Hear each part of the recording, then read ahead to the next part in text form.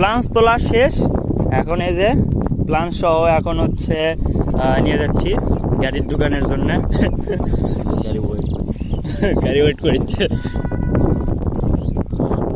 অসাধারণ অসাধারণ, just looking wow. কি হচ্ছে উঠছে বড় বড় সাইজের এগুলো গাড়ির ঢুকামো। দাদি আপনি কি করছেন এই জায়গা? এই যে দেখেন গাছ আনছি দাদি, 400 টাকা পট বিক্রি করবো। ঢুকাও। এটা আস্তে করে খাও। হ্যাঁ চল্লা यार আছে আর